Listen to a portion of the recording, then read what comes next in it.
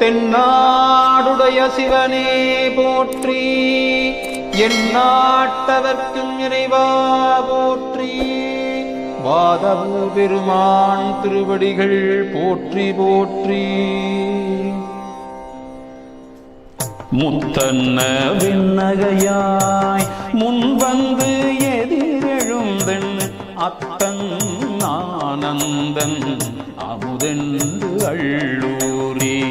முத்தன்ன விண்ணகையாய் முன்வந்து எதிரெழுந்தன் அத்தன் ஆனந்தன் அமுதென்று அள்ளூரே.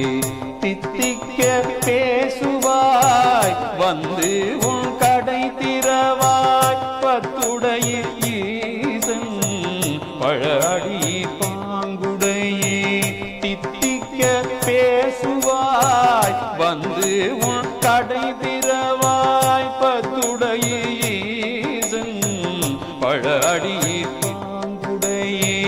புத்தடியோன் புன்மை தீர்த்து ஆட்கொண்டால் கொல்லாதோ, எத்தோனி நன்றுடைமை எல்லோம் அறியோமோ.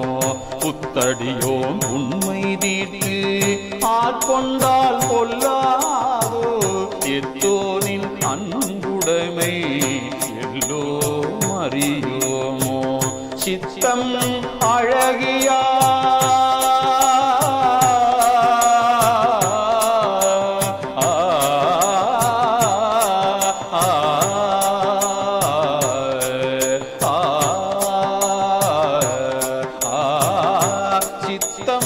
அழகியா பாடாரோ நம் சிவனை. சித்தம் அழகியா பாடாரோ நம் சிவனை, இத்தனையும் வேண்டும் எமக்கேலோயும் பாவாய். சித்தம் அழகியா பாடாரோ நம் சிவனை, இத்தனையும் வேண்டும் எமக்கேலோயும் பாவாய். இத்தனையும் வேண்டும் எமக்கேலோயும் பாவாய். எமக்கேலோயும் பாவாய்.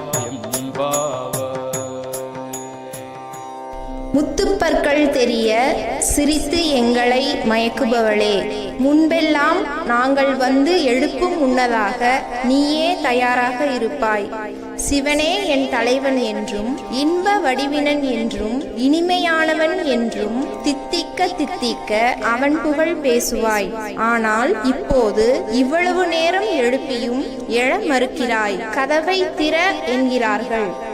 தூங்கிக் கொண்டிருந்த தோழி, ஏதோ தெரியாத்தனமாக தூங்கிவிட்டேன், அதற்காக என்னிடம் கடுமையாக பேச வேண்டுமா? இறைவனின் மேல் பற்றுடைய பழமையான அடியவர்கள் நீங்கள். உங்களைப் போல் எனக்கு இந்த விரதம் இருத்தலில் அனுபவம் இல்லை. மேலும் பக்திக்கு நான் புதியவள், என் தவறை பெரிதுபடுத்துகிறீர்களே என வருந்தி சொல்கிறாள்.